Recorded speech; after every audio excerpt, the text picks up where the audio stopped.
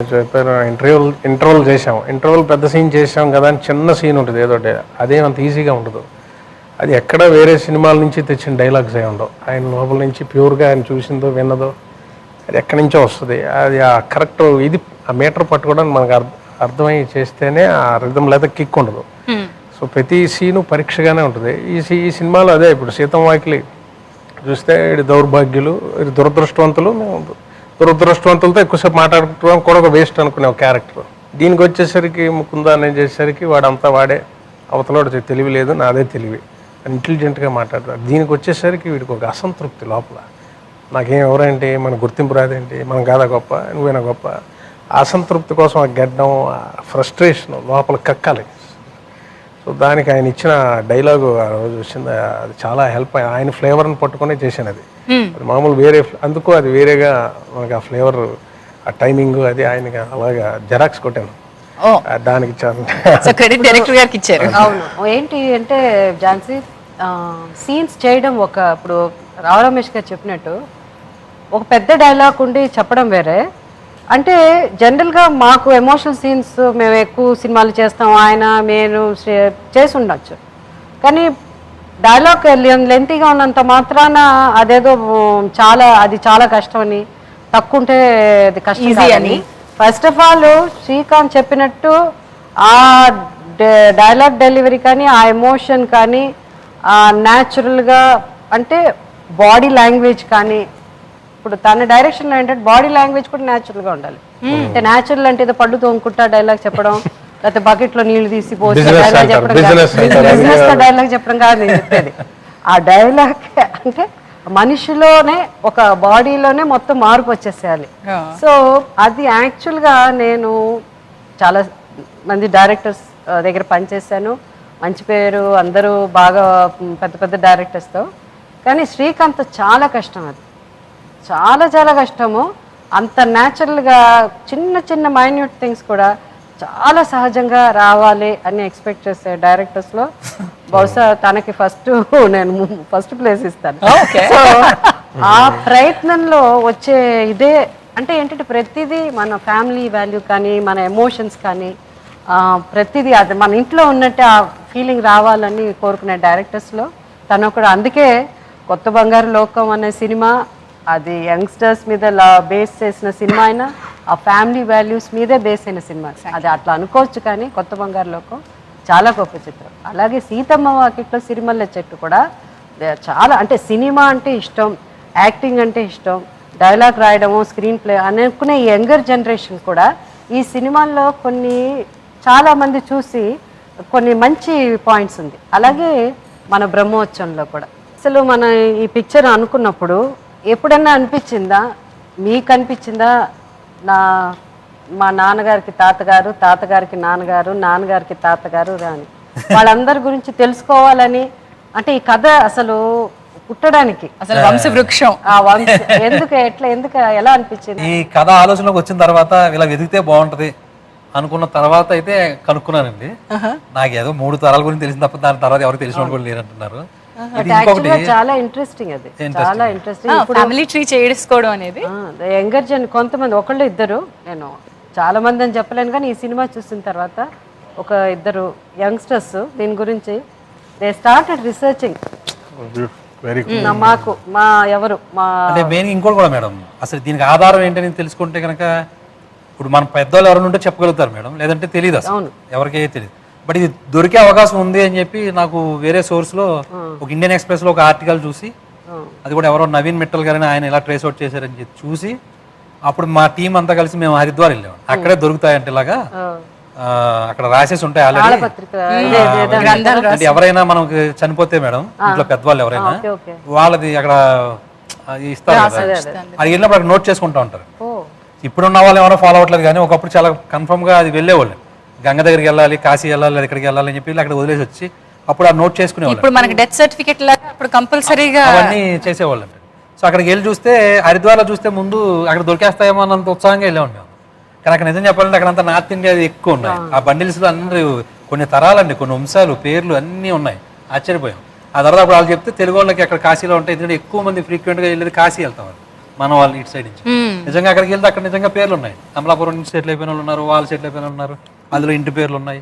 ఇవన్నీ రాసి చూపిస్తే ఓకే దీన్ని ఎంతవరకు వాడుకోవాలో అంతవరకు వాడుకుందాం కథలో. మరి ఎందుకంటే ఇది ఎక్స్పెడిషన్ ఈజ్ నాట్ మన అంత ఇదిగా కథకి అదంతా అవసరం లేదు కదండి. అందుకని చాలా క్రిస్ప్గా ఇలాంటిది ఒకటి ఉంటుందని చెప్పి జస్ట్ టచ్ చేసి మళ్ళీ ఆ ఫీలింగ్స్లోకి వెళ్ళిపోయి మళ్ళీ బ్యాక్ తీసుకురావడం జరిగింది. చాలా మంది యంగ్స్టర్స్ ఉన్నారు పైకి. మీకు ఏమైనా డౌట్ ఉందంటే చెప్పండి. Mahesh Babu sir interval episode ముందు ఒక సీన్ చేశారు మేడం, అట్లానే క్లైమాక్స్లో కూడా ఒక సీన్ చేశారు బాబు సార్తో. ఆ 2 సీన్స్లో సార్ పర్ఫార్మెన్స్ చూసినప్పుడు మాకు ఎలా అనిపించిందంటే కృష్ణ గారు అట్లానే నందమూరి తారక రామారావు గారు వాళ్ళ యాక్టింగ్ అంత పర్ఫార్మెన్స్కి వెళ్ళారనిపించింది. ఇంటర్వెల్ ముందు ఎపిసోడ్ అయితే వాళ్ళ నాన్నగారు చనిపోయినప్పుడు మహేష్ బాబు సార్ పర్ఫార్మెన్స్ చూస్తే కళ్ళం నీళ్ళు తిరిగాయి అనమాట. అంటే ఆ సీన్ చూడగానే ఈ ఒక్క సీన్ కోసమైనా ఇంకొక 4-5 టైమ్స్ ఈ సినిమాకి రావచ్చు అనిపించింది. మహేష్ సార్ పర్ఫార్మెన్స్ గురించి మీ ఒపీనియన్ ఎలా చేశారు? ఈ సినిమా ఆడియో ఫంక్షన్ రోజు నేను చెప్పాను, ఆడియో రిలీజ్ రోజు ఎస్పెషలీ ఆ సీన్లో నేను లేకపోయినా చూశాను. మీరు చెప్పినట్టే నాకు కూడా కళ్ళం నీళ్ళు వచ్చింది. బట్ నేను క్లైమాక్స్ సీన్లో నేను ఉన్నాను తనతో పాటు. సో తన్ని చూడకపోయినా నేను ఇలా తల ఉంచుకుని నించుని ఉన్నాను. ఆ బాయ్స్ ఆ డైలాగ్ వింటూ ఉన్నప్పుడు నాకు తెలియకుండా నాకే కళ్ళం నీళ్ళు వచ్చింది. కృష్ణ గారు గ్రేట్ యాక్టర్, నందమూరి తారక రామారావు గారు one of the greatest actors, వాళ్ళందరూ గొప్ప నటులు. మన యంగర్ జనరేషన్లో వచ్చే హీరోస్ చాలామంది కష్టపడి బాగా యాక్ట్ చేయాలని ప్రయత్నం చేస్తారు. మహేష్ బాబు గురించి చెప్పాలంటే ప్రతి సినిమాలోనూ తను మంచిగా సినిమాకి ఎక్కడికో వెళ్ళిపోతున్నాడు. పర్ఫార్మెన్స్ వైజ్ తనకని ఒక స్టైల్ క్రియేట్ చేసుకుని ఆ స్టైల్ని ఇంకా ఎవరు కూడా ఇమిటేట్ చేయని లెవెల్లో ఒక స్టైల్ క్రియేట్ చేసుకుని, నిజంగా చెప్పాలంటే బహుశా అంత న్యాచురల్గా యాక్ట్ చేసే హీరో ప్రస్తుతం ఎవరు లేరని నాకు అనిపిస్తుంది. ఈ కథకి మహేష్ బాబు గారు ఇచ్చినటువంటి కోఆపరేషన్ అదేనండి. ఇప్పుడు మీరు చెప్తున్నారు చూసారా, ఇప్పుడు ఆ ఫ్యాన్స్ లేకపోతే చాలామంది అభిమానులుగా ఆయన కోరుకునే ఎనర్జీ లెవెల్స్ వేరుంటాయండి. అందులో కొంత నేను వాళ్ళని డిసప్పాయింట్ చేసి ఉండొచ్చు ఖచ్చితంగా, అది ఫ్రాంక్గా చెప్తున్నాను కదా. కాకపోతే ఏంటంటే ఈ కథ పరంగా చూసినప్పుడు అన్ని కథలు ఒకలాగా ఉండవు. ఈ కథ సంబంధించినంత వరకు ఏంటంటే ఆ పెర్ఫార్మెన్స్లో ఆ ఫ్యామిలీస్ మధ్యలో ఉంటూ ఆ చిన్న చిన్న ఎమోషన్స్ని చాలా జాగ్రత్తగా పర్ఫామ్ చేసుకుంటూ లాస్ట్కి వచ్చేటప్పటికి నిలబెట్టాలి. ఆ కథలో ఉన్న దాన్ని ఏదైతే నిలబెట్టాలి, అది దానికి అసలు ఆయన 100% దానికి యాక్టర్ ఆయనకి ఛాలెంజ్ అనుకున్నాను నేను. అది ఇచ్చారండి, దానికి పెట్టారు కాబట్టి ఇప్పుడు అందరూ feeling. It is one actor. Rao Ramesh గారు మీరేమంటారు? సీతమ్మ వాకిట్లో సిరిమల్ల చెట్టు లాంటి సినిమా చేయడం దగ్గరే ఆయన నేను డిఫరెంట్ కథలు కావాలని కోరుకుంటున్నానని ప్రూవ్ చేశారు. ఆ తర్వాత 1 నేను ఒకటినే కానివ్వండి, మహేష్ బాబు గారు ఛాలెంజ్కి ఎప్పుడు రెడీగా ఉండే యాక్టర్.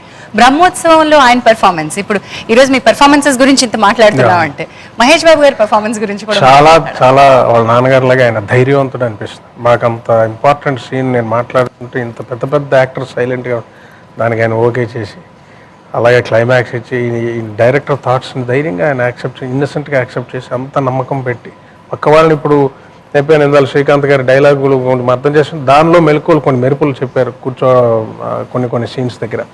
అవన్నీ కూడా అతను పక్క వాళ్ళని కూడా ఇచ్చి ధైర్యంగా అతను ప్రోత్సహిస్తారు.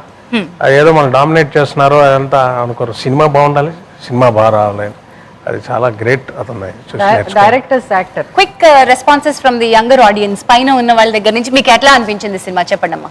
నా పేరు శ్రీకాంత్ అండి. ఇక్కడ కూడా ఉన్నారు ఒక శ్రీకాంత్. సార్ సినిమా ఫస్ట్ నుంచి ప్రతి సినిమాని నేను అబ్జర్వ్ చేస్తాను. ప్రతి సినిమా నుంచి యంగర్ ఆడియన్స్కి ఏదో కొంచెం చెప్పాలని తప్పని ఉంటుంది. ఖచ్చితంగా అది చాలా నీట్గా చెప్పేస్తారు. అంటే తిట్టినట్టు ఉండదు, బట్ అర్థం చేసుకోవాలని చెప్పినట్టు ఉంటుంది. ఏంటంటే ఇప్పుడు ప్రాబ్లమ్స్ వస్తే, ఫ్యామిలీ ప్రాబ్లమ్స్ వస్తే మనం తప్పించుకొని వెళ్ళిపోతాం. యాజ్ ఎ యంగర్ జనరేషన్లో దాన్ని క్యారీ చేసుకోవాలి అన్న ఆలోచన ఉండదు మనకి, తప్పించుకొని వెళ్ళిపోవాలనుకుంటాం. బట్ ఫాదర్ ఉన్నతో ఆయన క్యారీ చేస్తారు. తర్వాత తీసుకెళ్ళాలి అన్న సిచ్యువేషన్ లాస్ట్లో చూపించారు. ఆయన చెప్పులు వేసుకెళ్ళడం, లాస్ట్లో ఆ బాధను తీసుకెళ్ళడం, వాళ్ళ ముందు నిలబడడం, తప్పు చేయకపోయినా తప్పు చేసినట్టయినా నిల్చొని ఆ బంధాన్ని క్యారీ చేయడం చాలా బాగా చూపించారు. అండ్ మెయిన్గా ఫస్ట్ నుంచి సార్ నుంచి రావు రమేష్ సార్ నుంచి చాలా ఎక్స్పెక్ట్ చూస్తున్నాం. ఆయన డైలాగ్ డెలివరీ కోసం వెయిట్ చేస్తున్నాం. సార్ సైలెంట్గా ఉంటే లైక్ అర్థం కావట్లేదు, ఏంటి సార్ సైలెంట్గా ఉంటున్నారు అనుకున్నాం.